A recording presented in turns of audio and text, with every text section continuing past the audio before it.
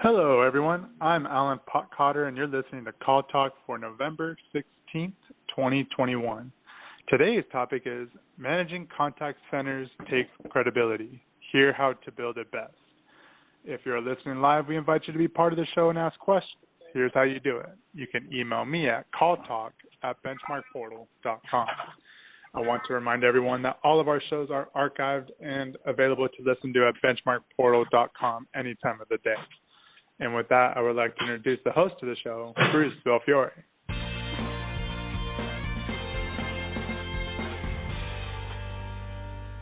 Thank you, Alan, and welcome back to Call Talk, everyone. You know, one of the things that came out of our Agent Voices survey is that trustworthiness and credibility of their supervisors and managers is really important to contact center employees. And so we wanted to talk more about the whole topic of credibility, and we brought in an expert on the topic for you, credibility expert Mitchell Levy. So I'd like to welcome Mitchell to the show. Bruce, great to be here. By the way, it becomes more credible when you pronounce the guest's last name properly. So it's Mitchell Levy. Levy, yes, exactly. Sorry about that. I was just talking with another friend of mine who pronounces it the other way, and so I apologize for that. But in any event, okay, so with recouped credibility, I'll move ahead here and just introduce you to our audience, although many probably already know you. You know, Mitchell is a 2 times TEDx speaker and international best-selling author of over 60 books. And after interviewing 500 thought leaders on credibility, he created the Credibility Nation community. He published a 5-country international best-selling book, and he has provided strategic consulting to many, many companies and has been the chairman of a NASDAQ-listed company.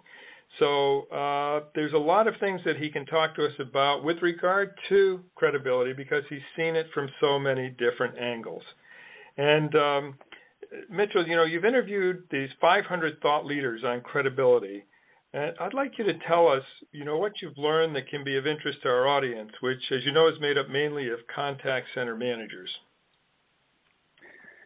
You know, first of all, if you look at the definition of credibility in the dictionary, you're only going to hear one word, which was very interesting because it was very close to your opening. In the dictionary, what it says is credibility is the quality in which you're trusted.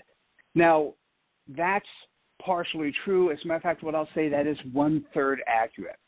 So in interviewing the 500 thought leaders, what came out is, first, it is really important that you're trusted. So if you're actually if you're on the tail end of a call center, contact center line, and you're listening, the first thing you have to make a decision on is, do you trust that this person is going to give me the right answers? Now, there are 2 other elements that are really important. You got to trust somebody first before you get to know them. And you'll need to get to know them a little bit better before you decide you could like them. And credibility is the quality in which we're trusted, known, and liked. And so it's really fascinating that way because we don't think this way. We don't work this way. We don't recognize the importance that if somebody's dialing into a contact center or a call center, or you're getting a call because you're trying to sell you something, I need to immediately decide if I trust the person that's doing the right thing. I need to get to know them enough that they appear to care about me, and I gotta like them, because if I don't like them, I don't like the company, and that sort of feeling transcends to the company itself. So know, like, and trust, or the way I like to say it is trust, know, and like, is an extremely important element in terms of understanding somebody and allowing somebody to be credible. Yeah, no, that's you packed an awful lot in there, and certainly I was just thinking about it, an interaction I had this morning on the phone with a company where somebody has fraudulently used my credit card, and so they informed me, and I've been in a couple of those situations where it's just been miserable in terms of getting somebody who can really help out. This person really helped out. So the trust part came as soon as she understood my situation and could see what was going on. So this is a situation in which a person who has a very nice demeanor, aided by the right technology and trained in the right processes, was able to bring across what you're talking about, this credibility. And in terms of getting to know her, there was just a couple of things said on the personal side which helped on that. And then liked her. Well, I really liked the fact that she resolved the problem very quickly. So that's and the whole idea of caring about me is very important. And if we take what you were saying, which is from the agent's point of view, right, and bring that up to the manager's point of view, the people that the manager needs to be trusted, known, and liked by are the employees that report to that manager, right? The supervisors and the managers. Exactly. And yeah, can you say a little bit more about that? Because it's one thing to try to do it really quickly on the telephone. That's one big area, and then the other is to create it in a work relationship, which may be fraught these days with the fact that people haven't met each other because they're actually dealing with each other virtually. Well, I sat on the board of an ASPEC company that actually set up call centers for many of our clients. So this is an area that I absolutely know very well. And one of the problems is using today's modern approach of doing dialing for dollars and having metrics that are based on success of number of dials, how much time spoken, how much time not spoken, close rates, all that. Those numbers get in the way of the actual manager being effective of managing their staff. Because what you really are looking for is you're looking for the manager to be able to build that trust, know, and like in the people that work for them.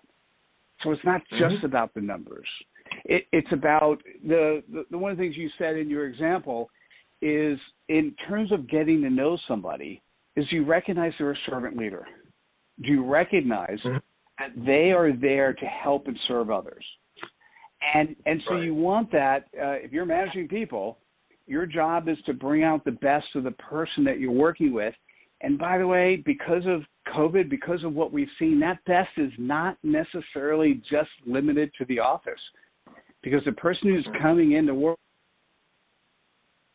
with them, because they have no other outlets, whether it's a physical office or online, because everyone or on their home loans, there aren't the outlets we used to have. And so if you're managing a group of people who are really dialing all the time, we have to recognize that your management style needs to change.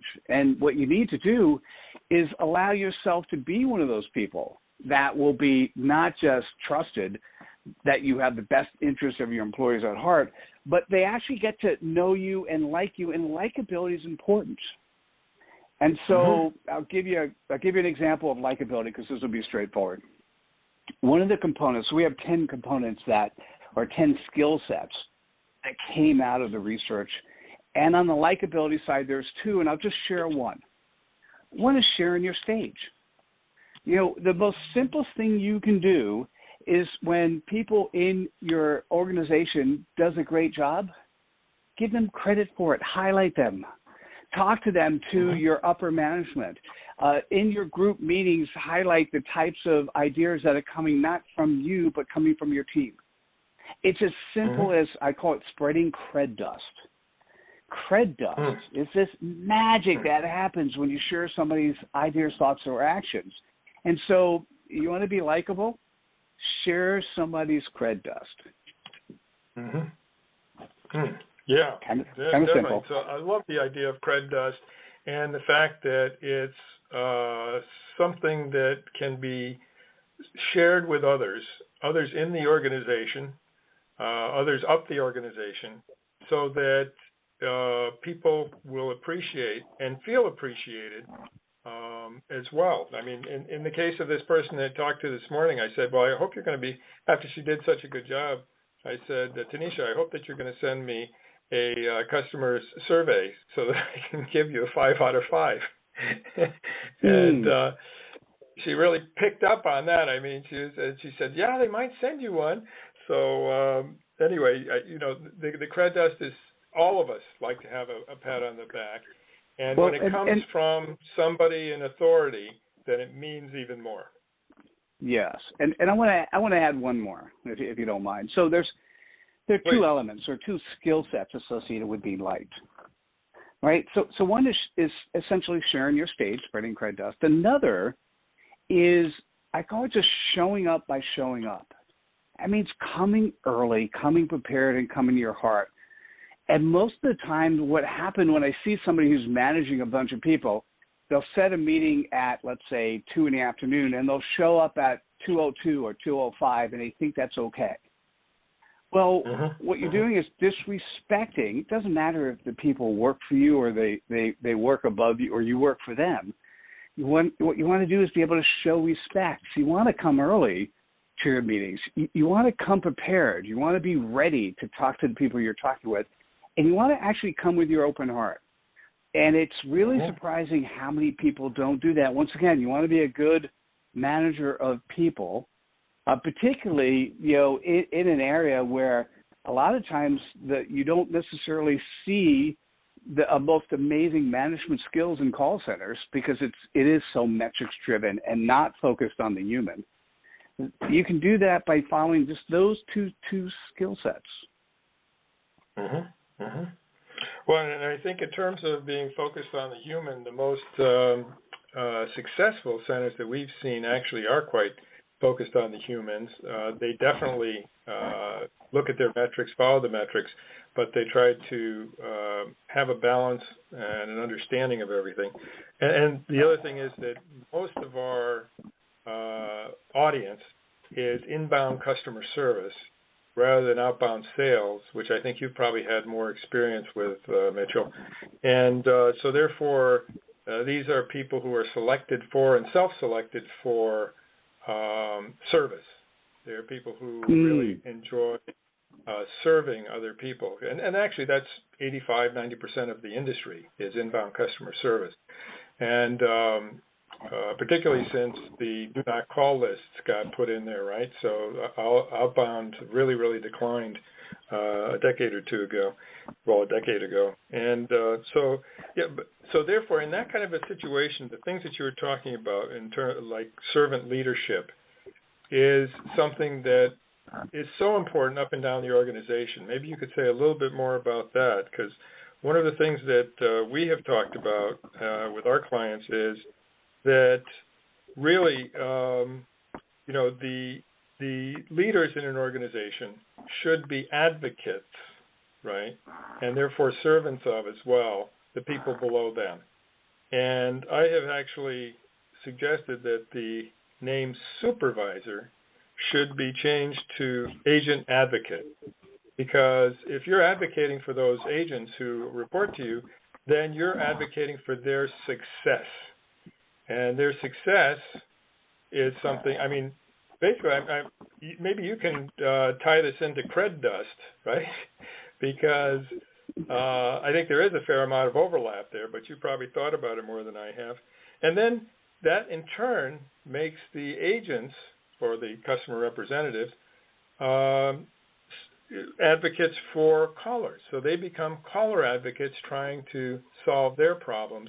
And they do it better because they've had good role models. Anyway, I'll toss that back to you for your thoughts. Bruce, I love it. I think what you just said is absolutely brilliant, and because it a lot of times it has to do with what you're called, what's your name, what's your title, and a lot of people assume being credible or having authority is based on your title. And the answer is, what you're saying, by the way, it shouldn't be based on the title supervisor. It should be based on the title, my job is to be an advocate for you.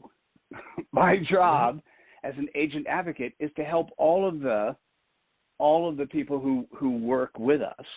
Notice I didn't say work for me. All the people that work with us, to allow them to be most effective. And so let me give you the 4 skills associated with sort of that being known component. One is just demonstrating a servant leadership, being able to be of service to others and wanting to do that. The second 2 is having the intent and the commitment to do the right thing. So if you're managing, if you're a agent advocate and you've got, 30, 40 people that are working with you, you want to have the intent and commitment to allow them to be successful, for them to have a good life, for them to actually have a well-balanced activity, as well as not just doing a good job for the clients they work on, but also to be able to do good jobs for their family. And then the last one is having internal integrity. And so it really means that you say what you do and you do what you say. And internally you represent, you show up in the way that people want to emulate and want to be part of. And I think so. That was me expanding a little bit, Bruce, but I believe what you are so much on the right track in terms of changing the nature of the industry by focusing on what that role really is, which really agent advocate and customer advocate, love those terms.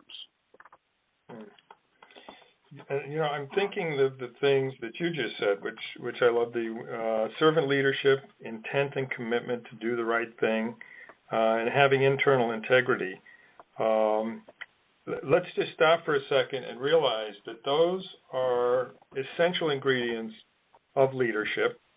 And I remember one of my colleagues saying years ago, leadership means never having an off day.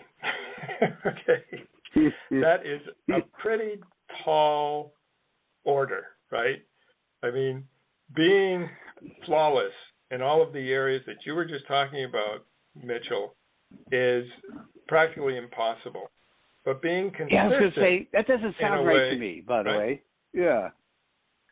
Go ahead. What's that? Yeah, Bruce, that doesn't sound right to me, never having an off day. I would say, we've talked about, I've given you actually so far 6 of the 10 skill sets associated with credibility. Let me give you the one focused on trustworthiness. And then, and when I do that, I'll tell you how it affects me when I listen to never having an off day. On the trustworthy side, it's being authentic. It is having external integrity, which is different than internal integrity. It is showing your vulnerability, and it is about being coachable. Okay, so let's in looking at that, let's talk about never having an off day. By definition, that's not possible. Now, it depends on what you say, which is off, but, if you're a human and you're credible, specifically from the perspective of being trustworthy, if you're having an off day, you could start off by saying, hey, I'm having an off day. In fact, what if you're the agent of change with 30 people under you? You get, listen, guys, I'm having an off day. I don't think I can lead this meeting. Anyone else in the group want to lead it today? Like, so simple, right? Yeah. It's so powerful, and you're showing a little bit of vulnerability, and that's okay. Another thing that's interesting is I talked about coachability. What's interesting is what happened to somebody who in the organization, one of the agents, the agents of change, one of them, or the advocates, the advocate. What if one of them actually came up with a great idea? Not only was it a great idea, but it changed the way the customer advocate changed the way that the agent advocate was thinking. Well, first of all, you could say, hey, listen, I'm coachable. I think your way is better than what I've been talking about. Why don't we think about that? What does everyone think about that situation? Is that something we should do?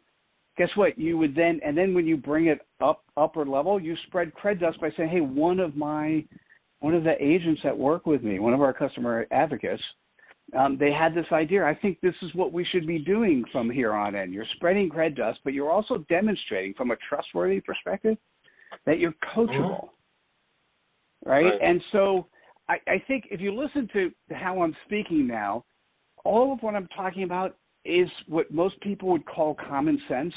It's kind of the grandmother principles.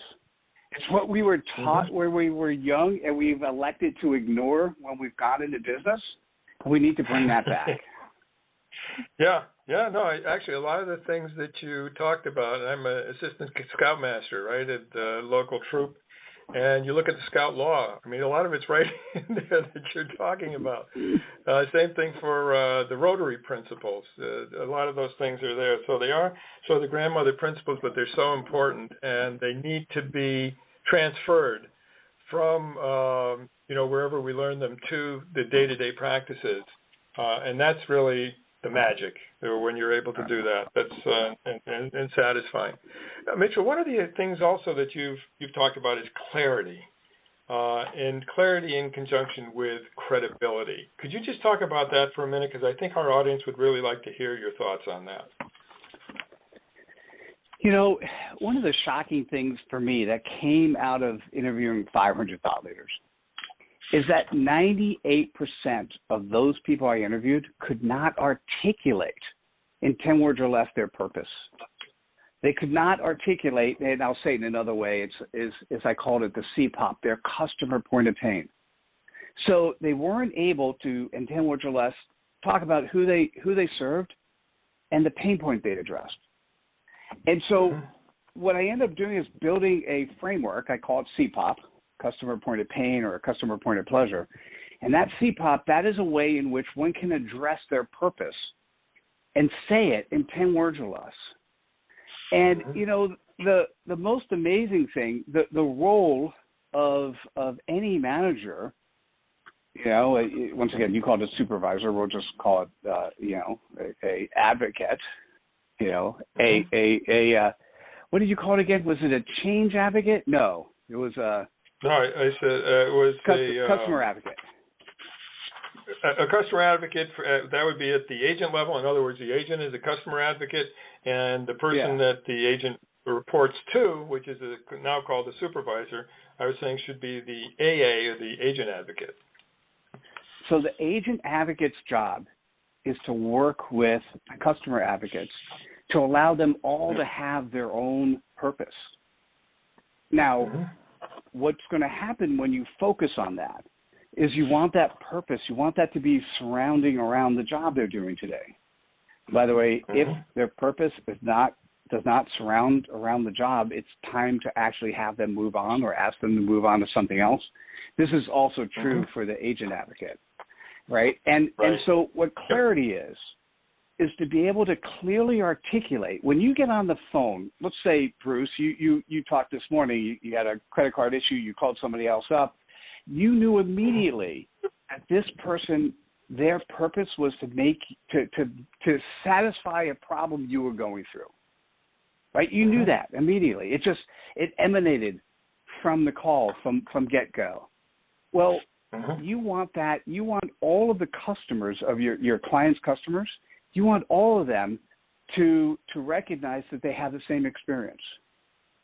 And how do you do that? Well, your job is to allow your people to have clarity on who they are and how they serve.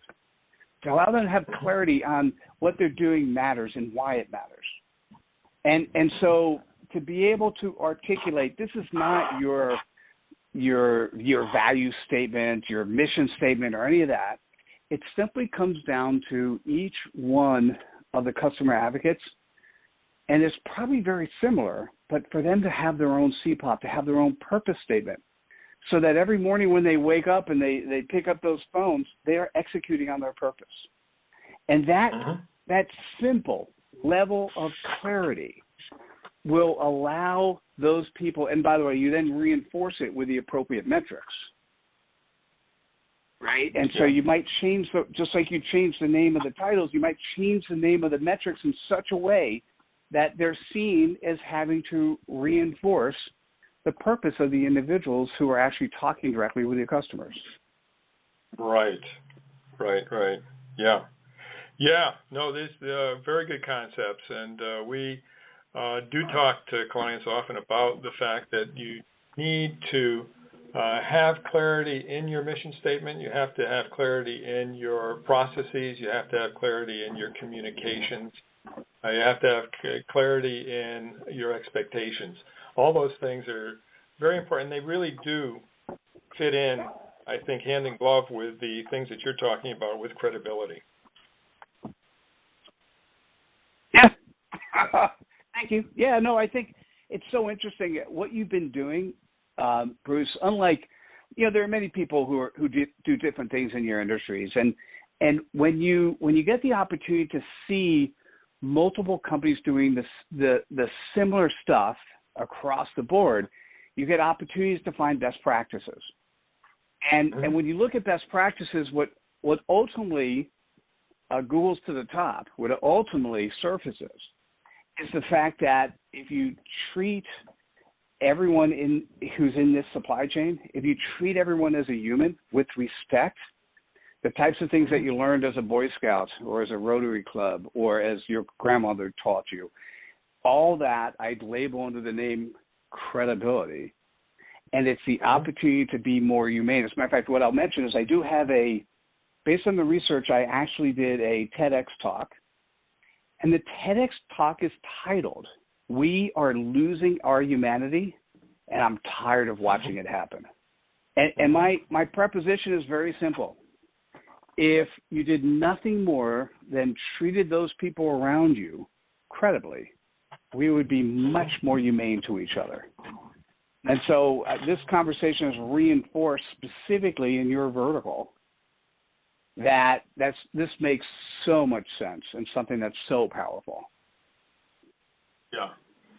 One of the things actually we just came out with for Customer Service Week was a video which was focused on the impact that you as the contact center professional can have on other people. It's available on Google, and if you look up BenchmarkPortal, look up Customer Service Week. Alan, if there's something else that they should also look into, add to their search, please throw that in as well. And it's basically something that should make every contact center manager, a professional at any level, feel good about what they do, because when a good job is done, when they have the qualities, Mitchell, that you've been talking about, and they bring them to the job and they actually execute on them, they do have a really positive impact on people's lives. And we all know what it's like to have a really good interaction that leaves us smiling at the end, and we also know what it's like to have a bad customer contact interaction that leaves us frustrated and upset. And when we do a good job, we actually make a big difference in people's lives, just like Kanisha did this morning with me. So this is something that I think is oftentimes overlooked in our industry. The positive impact that we have on human beings and on society as a whole. And this is so clearly true for centers that are in the healthcare area, that are in emergency services, that are in nonprofits. We have helped the centers who deal with breast cancer survivors, who deal with mental health issues. There are so many customer contact functions around the world and in the United States. But this is also true if you're in an insurance company, for instance, and you're dealing with life insurance and you have people who call in and have to report that a loved one has passed away. How you handle that call can make a huge difference in the life of the person on the other end. So, these are components, the things that you were talking about in terms of servant leadership, but also the trusted, known, liked. These are things that can be done every day by the people on the front line and need to be sort of coached, as you said, and reinforced by the managers who they report to. Yes. Yes, I love it. And I would say for you or Alan, I would definitely put the link to the video you mentioned in the show notes. And send me a copy. I'd love to look at it. I just started looking at YouTube channel as a result of you saying that. And, dude, you have a lot of really cool short videos on your YouTube channel. And so I'm looking forward to our continued conversation, because I think my my audience would want to see some of them. Okay, very good. No, that would be great. And we're sort of at the end of our half hour, unfortunately, so we're going to have to leave it there. But I think all the things that you were talking about, including understanding the importance of this to yourself, to others, being able to show your vulnerability. For instance, in my case, I'm not always the best with last names. Okay. On the other hand, with a name like Belfiore, with all those, the diphthongs in there, I have had my last name mispronounced so many times I can't even tell you. But all of these things really come together, make people more human, make them more likable, known, trusted, all of those things. So, what I'd like to do is to thank you so much and give you an opportunity for any last thoughts, Mitchell, before we wrap up this session. No, Bruce, this is great. I was on your show before, and I wasn't the person I am now in terms of understanding what we need to do. And so I'll just say, if you're listening to this, we need to bring back our humanity. We need to be better in interacting with others. And if you're managing a number of people that you're working with, you have such a beautiful opportunity to be more humane for them. And you know what? That's gonna then move over to them and the customers you're interacting with. So take a look at the TED Talk that I created. Would love to see you in Credibility Nation. Because we're going to feature some of Bruce's stuff there, because it makes a whole lot of sense that it's not rocket science here. I mean, it's not about the numbers. At the end of the day, if you treat your customers as humans, it's going to come back and everyone will benefit. Absolutely. Okay. Great words to finish on. Thank you so much, Mitchell. And with that, I'll turn things over to Alan Potcotter to close things up. But a really great session, Mitchell. Thank you so much. Oh, thanks, Bruce. Amazing to be here. Thanks again to Mitchell and to Bruce for your insightful discussion on today's show. Be sure to join us next month for another great show, or look at our huge selection of archived hot topics for BenchmarkPortal.com. Then click on Call Talk, where you'll find over 12 seasons of this show. From all of us at Benchmark Portal, keep those headsets steady and your fingers ready. This is Alan Potcotter signing out. Have a great day.